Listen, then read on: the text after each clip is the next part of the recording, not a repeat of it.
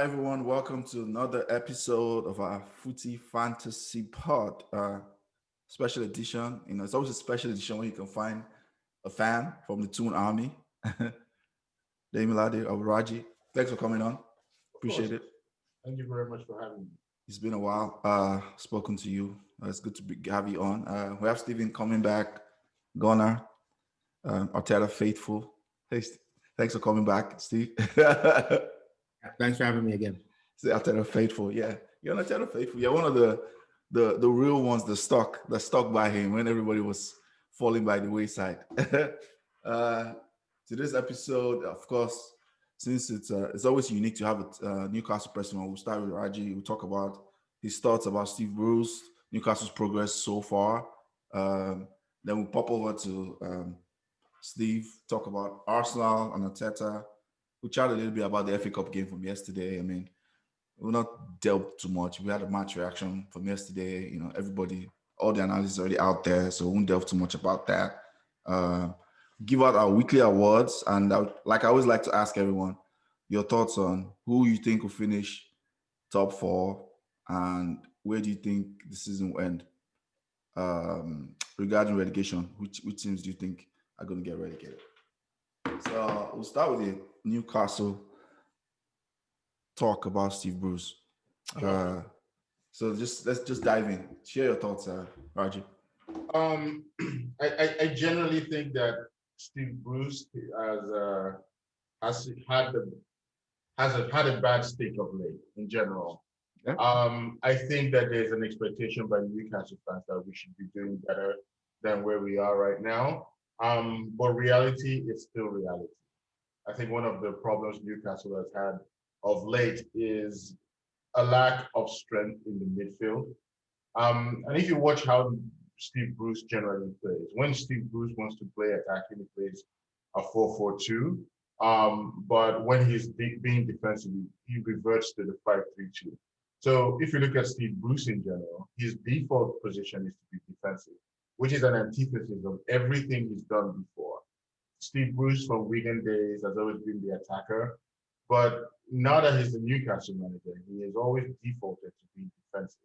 So what happens generally as the season progresses is you start him with him being in the offense, playing 4-4-2 and trying things out. But immediately we get into a bad run of form, he reverts to the 5-3-2 with two wing backs who go forward and three center backs. But the problem then becomes we don't have enough support going forward. The midfield is always the weak spot. That has been Newcastle's problem all through the season. And in reality, I don't know how we can solve that unless we bring in more box-to-box midfielders. So how has he done so far? I think it's a mixed bag. I think that Steve Bruce, if he were to play more attacking, could be in a better position than he is currently. But we saw the 5-1 drubbing earlier this season when he tried to play more attacking. And we saw the 0-0 against Liverpool that happened last week. So which do you want? It's a very, very tricky situation because you have Newcastle players who are generally not as good as the competition, who play their socks off, trying to hold off the opposition. And they lose sometimes and they win sometimes. We've not won the last 7, so hopefully we start to see some changes. But I don't think that we should be at the point where we fire Steve Bruce, which is also an unpopular position amongst Newcastle fans. So it's going to be an interesting season. That's what I'm going to say. But I think that we're going to scale through this season, and if there's more investment coming in, Newcastle may see some investment in the midfield, especially this January. So that's my thought on it, my overall thought on it. Because you guys right now, I'm looking at the table. Newcastle is 8 points off relegation, which is pretty decent, I think. Considering that the season we are in. Yes. And I know Burnley has a game in hand on you guys. But typically, yeah, you guys are 8 points off relegation. The other thing I saw recently that was kind of interesting was about like your defenders. The fact that I saw that I think 3 or 4 of defenders had their contract expiring within a year or two, and it's kind of a problem. I guess I'm hearing that. What interests me or surprises me the most about Newcastle is they tend to have this, like how they can defend, like how against Liverpool defend very well. They're very resolute at the back. They don't concede goals, pragmatic. And sometimes they do that for like 60, 70 minutes. And within a 5-10 minute spell, they just capitulate and just like letting like weird goals. Oh, like I saw that when you guys played, Manchester United played us. I saw that where you guys defended really well and like for like 10 minutes just fell apart. Yeah. Or it would be the next game, I think it was against Chelsea, when you guys just like didn't put in a fight and just fell apart like that again against City. But then you play Liverpool and just like, is this the same team? Like last tackles, blocks, everything. I'm just like, it feels like the team just fluctuates from like, oh, this is a very good compact defensive team. If they can hit teams on the break, they can maintain the strategy, deep low block against better teams, hit it on the break. But then I see them next time again, it just switches. I'm like, wait, what? Is that the same team I just watched? So I think it generally is dependent on, from what I'm not an expert, I'm just a fan. But if you look at it, it usually is, we don't do very well against teams that have strong midfields. Like Liverpool's strength is in the attack. Manchester United's strength is in the midfield because they have Bruno Fernandes and players who can cause a lot of damage in there. Manchester City's strength is in the midfield. And all those teams that have strengths in the midfield, they dominate the midfield and force Newcastle's midfielders back.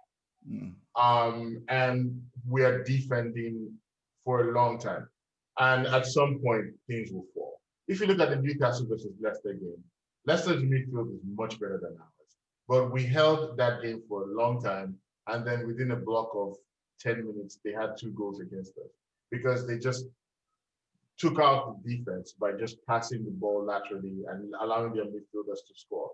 The goals were scored by Maddison and Yuri Tielemans. So the problem has been Newcastle can soak in pressure, but Newcastle doesn't have enough enough strong midfielders to prevent the pressure from coming in. So if they had a midfielder that can stop the pressure from going to the defense, or who can relieve the pressure once in a while, you could have a situation where the defense doesn't have to work for so long, have to concentrate for so long during the game, and one mistake could cause a goal. But you've got to give the goalkeepers at Newcastle their props because they've been excellent this season. Caldalo, I have no idea why he's not being looked at for the English goalkeeper role, but he's definitely been the man of the match. He's definitely better than the guy at Everton, in my opinion. He's more composed. Yeah, I think that his weak spot is when you have a lot of players in the box. He doesn't get rid of the ball. He doesn't punch the ball out, as decisively as it needs to be. But I think overall, the Newcastle's strength is the defense and the attack. But we don't have a midfield that can compensate, that can relieve the pressure in the back and connect to the attack. So when we play against teams that have strong midfield, we always get overrun, and the team has to defend consistently. It's the same thing that happened against Leeds. We stayed up well, but as the game wore on, you saw that our midfield issues were laid bare, and Leeds could just start passing the ball through the midfield and scoring from the midfield. So, that's the Newcastle problem right now. Okay. Steve, any thoughts? Newcastle, Steve Bruce. Yeah, no. Mike Ashley. No. I won't go into Mike Ashley because I think that bridge has well and truly been crossed many times. But I think the biggest thing with Steve Bruce is more, as someone that's from the area, he should understand that club and the culture around that club of how Newcastle plays. That's good. I forget about that. He's from and the importance of a forward or a center forward or a talisman in that team. And I just don't think he's fulfilling that vision of what the team should be, right? So yeah, you can be defensive, but then you've got two big target men. Like, develop a team that's going to put crosses into the box. And if Joel Linton and Carroll are going to miss them, they miss them, right? Because they're just not good enough. But at the same time, when I see Andy Carroll on the pitch as an Arsenal fan, I sweat, not because he's great, but because I know that the crosses are coming in and he's going to win 50, 60% of anything that's in the air. And they just don't play to that strength. And I think that's the thing that's, yeah, you don't have the quality, and it's obvious you don't have the quality, but to say that the style of play, even with Newcastle being in transition, is acceptable, I think that's where a lot of Newcastle fans are struggling with it. And again, I used to spend a lot of time, I got up to Newcastle a lot when I was younger and living in the UK. Okay. That Oh, fan wow. base, they don't, yeah, they don't care necessarily about, they don't win. It's not about the winning. They want to enjoy the football. True. And if you're not enjoying the football, you're going to get under pressure. And that's kind of why Steve Bruce is getting the abuse that he's getting. Because he's from the area, he should understand the community and the culture of the club. And there's going to be games where you have to park the bus, but play a certain way when you're not having to park the bus. And I think that's why he's getting the abuse he's getting. But I think that Steve Bruce started from a negative well from the get-go. The Newcastle fans had Rafa Benitez as the manager, and going from Rafa Benitez to Steve Bruce is a steep decline, whether you like it or not. Well, let me ask a question on that one. Yeah, so you went from Rafa Benitez to Steve Bruce, but Rafa wasn't playing great football either. Like, Rafa was picking and choosing the games, and in the majority of the games, he was pretty defensive also until he kind of adding like players and quality. The thing that Rafa was looking for was obviously the owner to invest at a point, because he saw that, okay, I can't keep just parking the bus every week and getting results that way. And Rafa, as a manager, and Rafa coming into that job, Rafa Benitez, Newcastle is a huge club. Mm-hmm. Right? If you can get Newcastle going upward, Newcastle is a huge club in terms of fan base. So I think Rafa Benitez, when he first took the job, he was like, okay, if I can keep this team in the division, if I can get things moving in the right direction, I get a little bit of investment, I've got a team that should be top 8, top 10. And that wasn't coming. That's why the fallout with Rafa happened. And obviously the fan base reacted to that. But Rafa made a decision. Rafa's over in China right now. It's not like he left for a bigger job or a better job or anything. He just wasn't happy. He wasn't happy with the vision of the club. Yeah, but the thing about it is the owner dictates the vision, unfortunately. Yeah, but we're trying to sell. Huh? But we know the owner is trying to sell. Everybody knows the owner is trying to sell. So what I would say now is, if he was to sell this club and a new owner with a ton of money was to walk in, would they want Steve Bruce as the manager? No. I don't know. It depends on who the owner is. I don't even think it matters. I think if they come through the door and Steve Bruce is the manager, they fire him because of the style of football and the culture of that team. They're going to want to bring someone in that's going to make them more, not immediately progressive, but over time. Because again, Steve, they paid 40 million for Joe Linton. Yeah, but you have to understand that the owner is not trying to sell. He's trying to sell for profit.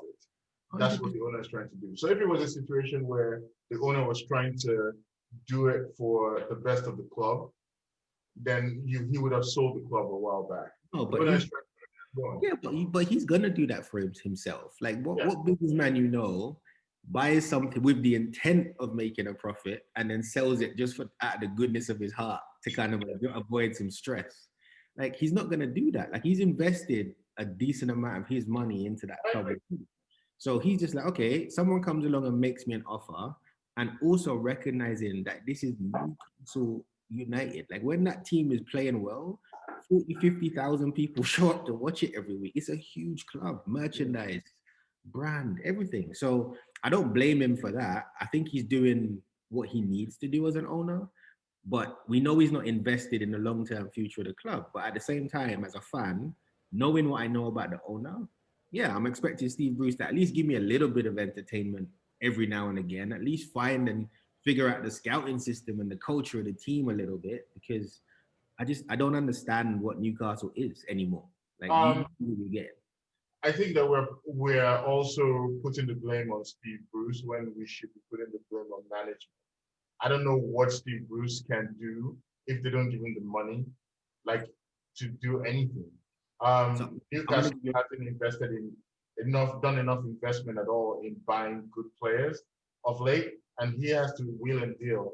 This whole summer season, he had to wheel and deal for Callum Wilson, for Hendrick, these players that he got to solidify the team. But Wilson was a good signing. Wilson was a good signing. It was a great signing. Fraser was a good signing. What I'm saying is that those players were, for me, good signing and should have seen Newcastle. Okay, we can play a little bit better now because we have those guys with the likes of a Shelby or the youngsters coming through that we could use. But the style hasn't changed. And those guys, they're in and out, again, depending injuries, whatever, but they're in and out of the team. So the culture of the team hasn't changed. That's why it's negative. But my man, what's his name? St. Maxim, the man with the Gucci bandana. I watch because it's Gucci bandana. The guy is hilarious. He's a talent, but he's been suffering from COVID. Oh, okay. That's why he's been out. Okay. Yeah, he's out, and he's been having the after effects because of the COVID outbreak. And even yesterday, LaSalle had to be taken off at the end of the half because he was suffering from the after effects of COVID. I mean, COVID hit the club real bad. Yeah. For a while there. Okay. I think it's enough Newcastle chat now. We'll jump into like Arsenal. Before we jump into Arsenal chat, I forgot to do admin. If you're watching this, like, share, turn on your notifications, subscribe. This board will be on YouTube, Footie Fantasy. We have a podcast version on anywhere you find your podcast, iTunes, Apple Podcast, Spotify, Acast. You can find us. It's called the Footie Fantasy, FOOTIE podcast. All of our addresses will be at the end of the pod. Let's dive into Arsenal. Steve, tell us why you guys are going to win all the domestic trophies and going for top 4. Arsenal is back. No, the domestic trophy thing is like as bad as Arsenal have been. They won the FA Cup. What's now 5 years, 6 years? Yeah, it's your cup now. It's literally your cup now. I can't argue. So I, again, as a fan, I want us to kind of be competitive as possible in that and just take it round by round. And again, once you get to the latter stages, you kind of see, because people just try and get to the latter stages. And then once you get there, it's like one-off games against good teams. That's kind of how it works. Yeah. So I kind of want us to be as competitive as we can in that. But the priority is still to get up the league. I think that's what we same kind of situation as last season, where we were struggling. We used the cups. We got to a decent phase or stage in the cups. But remember, we lost pretty early in the Europa League. FA Cup was kind of the saving grace of the season. So this year, where we are, I want us to kind of be as progressive as we can in the league and just go as far as we can in the 2 cups. Yes, because that's kind of progress with the players that we have and the more games that we have, especially with the young players that the team is being built around. The better. So yeah, I think Arteta's doing that. I think that we spoke about, he needed the results because again, we joked about me being an Arteta fan. The results ultimately are going to dictate whether he keeps his job or not. Okay. Right? I have 2 questions. I have 1 question. One is to you. One will be to Raji to say his thoughts, what he thinks about Arteta. My first question is: there's a school of thought that did we, and when I say we, I'm throwing myself in there too, because I still think he's a good coach, but maybe I overrated his coaching a little bit. I say this because when you judge Arteta across all the league results from when he started December 2019, late December to now, right? All the league, when you look at in comparison to like that FA Cup win, did we overrate? Because those league performance have been inconsistent, not been good enough. If you want to be very honest, based on the resources he has, not saying challenging, not saying top 4, but at least Arsenal should be 5th, 6th, 7th, around those positions. When you judge those games, like how many games? They're probably like, it's been like almost 40 games, right? Yeah, well, maybe not that many, but at least it's a good amount. It's enough to actually judge. So if you judge him based on that versus, like you said, those one-off games against big teams where he came up with tactical plans that worked, and he knocked out, and they were very good wins. I'm not taking that away from him. And maybe 1 or 2 wins in the league. Has those results in the FA Cup clouded people's judgment on Arteta's I don't think it clouded manager. people's judgment. I think it gave people a false expectation of what he was going to be able to do with the club. Okay. And the club has a lot of issues off the field and on the field. Like the playing squad, we have a lot of players on terrible contracts and with baggage of attitude and performance that need to change. So that would have been a job for a very experienced manager, and he's a rookie, he's a novice. Yeah, that's true. Not just him, that's a novice. Behind the scenes, you've got Edu, who's never had the position that he's had before at a club the size of Arsenal. You've got Vinay, who's not really a football CEO or chief executive or any of those positions. He's just been promoted.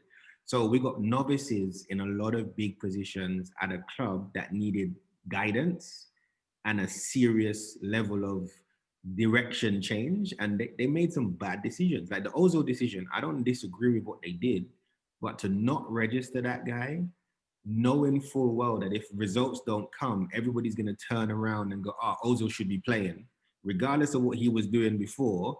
That was a big effect, right? I think we talk about the Walcott effect, and I'm saying Walcott effect, like when a player is an injured player is always more valuable when a team is not going well. Oh, if Walcott was here, that's what they got. Those are situations that they created, right? Yeah. So again, if you're not going to register Ozil, that's going to become a problem.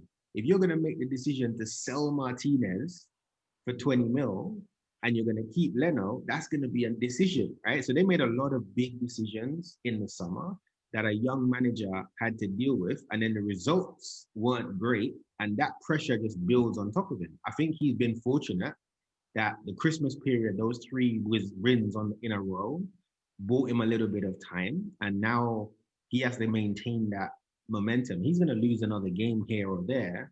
There's going to be another bad result here or there, but as long as the progress is visible from this point in, and like I said, off the pitch, he needs the backing and the support, and he's getting it. So right now, 1st of January, Kolasinac is gone.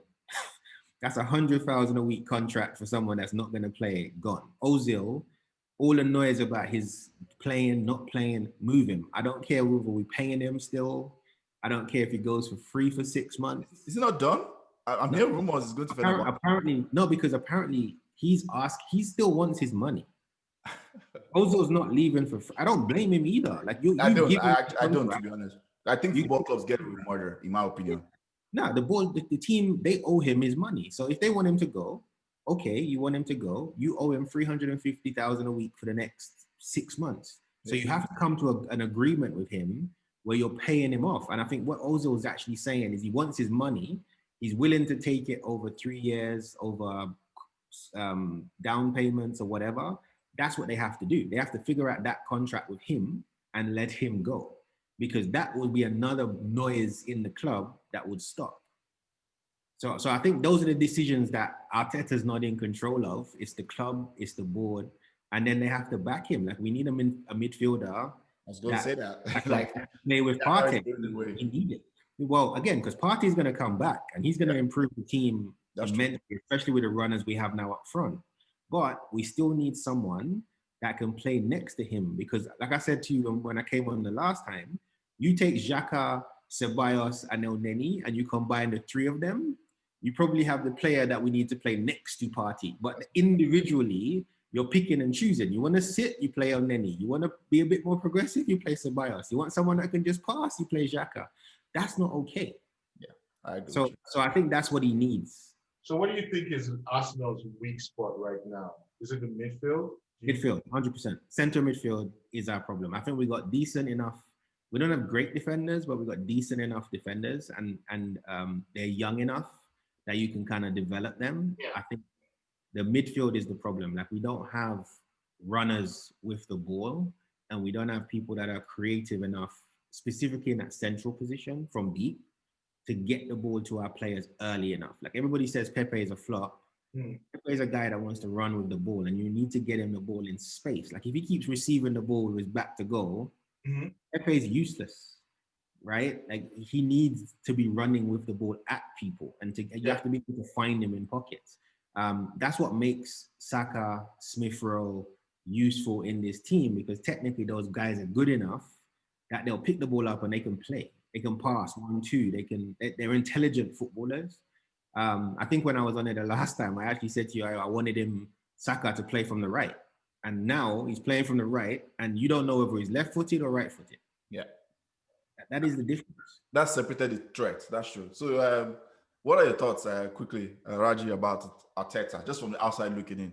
I definitely think that, if we can sort out the midfield inconsistencies every game, you could have a good team because right now you guys have a strong attacking force and you guys have a good enough defense and defenders like Gabriel who can create chances in the box on the opposing side.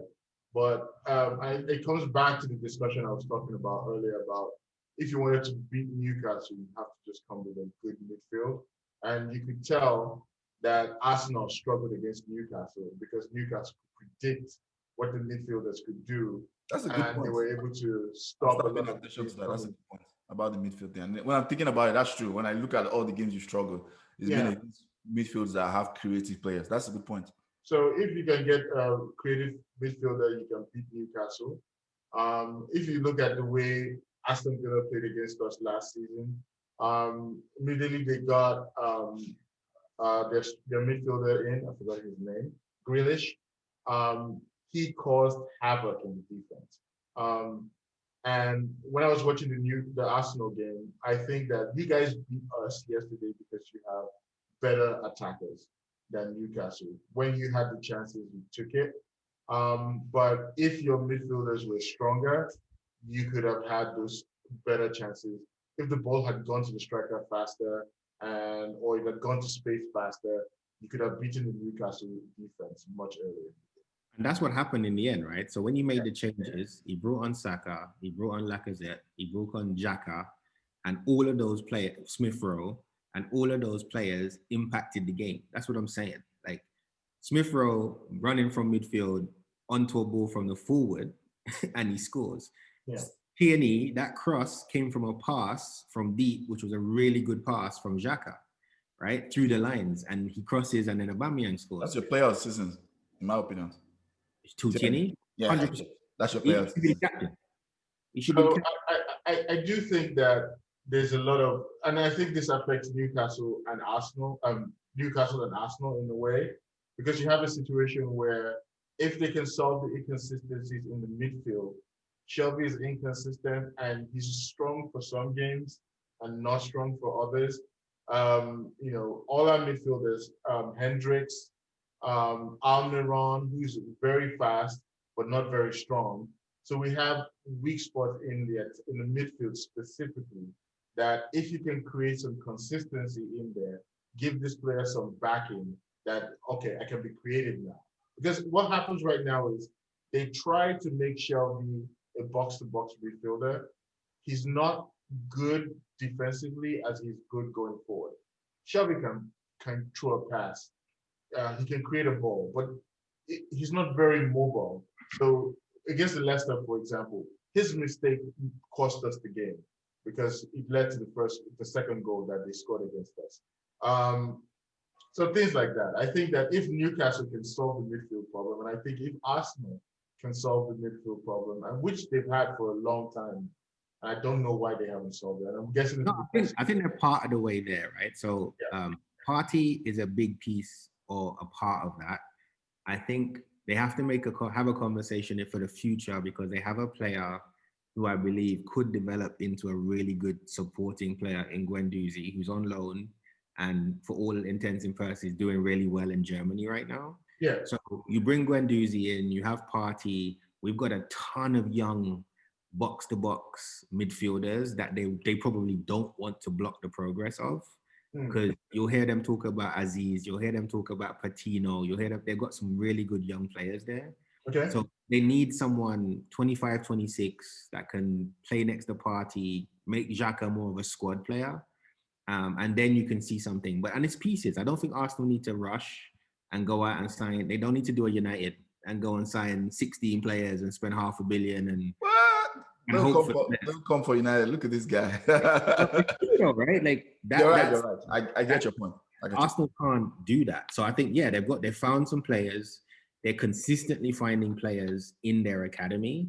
And regardless of if they make it or not, that's how Arsenal's going to dig themselves out of the mess that they're in, because those players are going to cut. Like when I heard Nketiah being linked to 15, 20 million pound moves this week, that's a prime example of what I'm talking about. Like that's free money for us, right? You sell Nketiah 15, 20 million. You sell Willock 15, 20 million. You sell Reece Nelson another 15, 20 million. Martinez was 20 million for a player that wasn't playing for us for 10 years.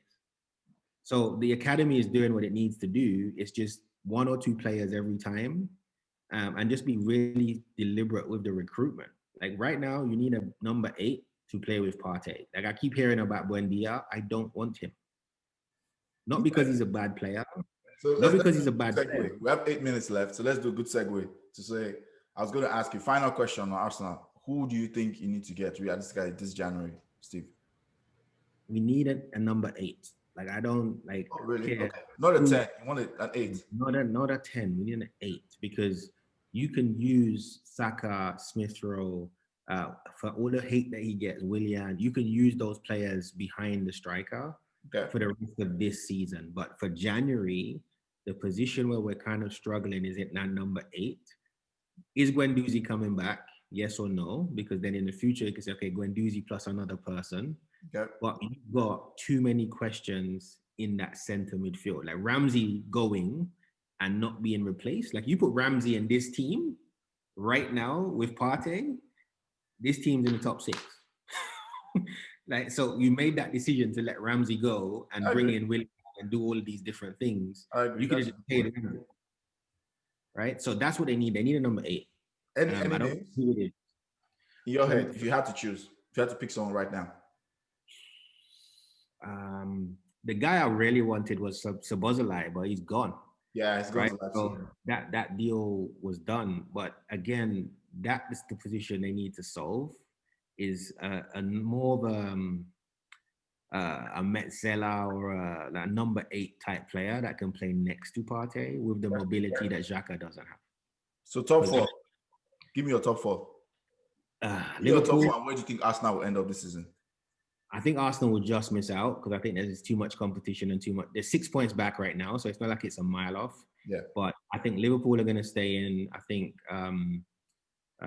United, just because of the run and the quality and the depth that they have, they'll pick enough results. Yeah. I think Man City is going to come back. They got 2 games in hand. They'll be in the top 4 really soon. And then I think there's like 4 or 5 teams that are fighting for that 4th spot. I think Leicester will stick around. I think Tottenham will stick around. I think Arsenal. If you had to pick one, who do you think will get in? If I had to pick one, I'd probably say. If I had to pick one out of those teams, I'd probably say Spurs, just because Mourinho is going to do enough, and they've got so much fight. They've got enough firepower to stay up there. But I think if I had to pick one based on where it is right now, I'd say Spurs. Who wins it? Who wins the league? Liverpool wins the league. Okay. Fair. I think if you were going to stop Liverpool from winning the league, they shouldn't be top right now with all the injuries they have. Okay. I think Liverpool wins the league. Raji, top 4, who wins the league in your opinion? Top 4, I probably will go with Liverpool, Manchester United, Tottenham Hotspurs, and probably Leicester. You don't think Man City makes top 4? I don't think Man City makes top 4. Interesting. That's a big shout. Okay. Who gets relegated? Who gets relegated? I think the bottom 3 right now will probably be the bottom 3 that gets relegated. At the end. Fulham has a shout, but I don't think that they can make up for their defensive issues, and their striking force is not strong enough. West Brom is definitely going to get relegated. Sheffield United, what used to be their strength 2 seasons ago, has now become their weakness. You needed to be consistently defending and scoring enough goals to win a game. Right now, they're not defending as well, and they're not scoring as many goals. So what used to be like the reason why they made it into the top 10 is now a problem. And I think they're in Europe too, so that doesn't help the case. Good. Yeah. Do you before I leave you and go to Steve, do you have a quick kudos for the week or donkey for the week?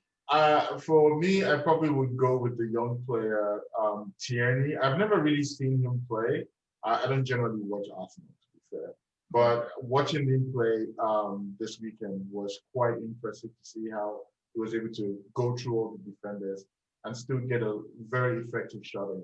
Another person I would probably think of is Yuri Tillerman from Leicester and Madison. I was quite impressed with midfielders this season, especially the youngsters who are doing quite well. Okay. Donkey of the week, if you have anyone.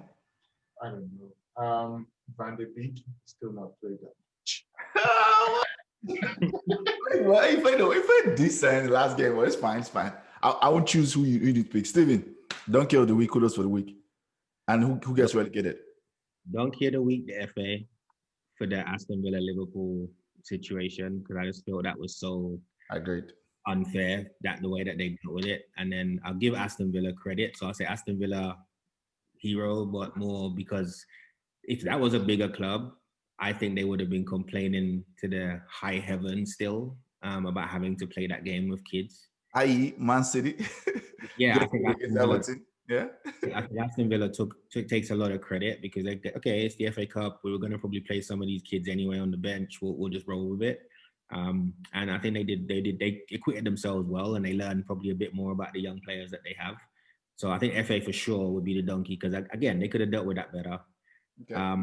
In terms of who gets relegated, I thought Sheffield United were going to go down. I said it at the start of the season. They're done already. And I think Fulham, and then the last team, I think West Brom. I just don't think they're going to be good enough regardless of what Sam Allardyce done. So I think West Brom, Sheffield United, and Fulham go. Okay. So I'll rattle through. We have 2 minutes. Let me rattle through mine. I think you're right. Those 3, I'm sticking with your prediction for relegation. Donkey of the week. Mine goes to Leeds. I praise them a lot. I praise Bielsa a lot for sure, 100%. I always do because I don't understand that idea like, oh, a team needs to adapt. This is what brought them up. This is what makes them. This is the reason why he's maximizing resources based on his style of play. So I praise him. But for this one, he gets Donkey of the week. You can't lose to a League 2 team. Come on, Crawley, really? That I saw that result. I was like, wait, what? League 2? And like, regardless of if he rotates, you cannot lose to a League 2 team. 3-0. I can hear like a 2-1 close game. So yeah, he gets the donkey of the week for sure. For that, he gets my donkey of the week just for balance.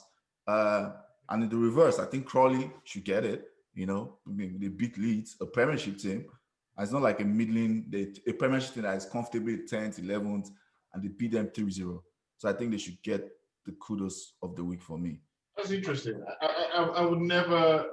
I don't know if the cup games are. They're always going to get unexpected results. Yeah, I agree.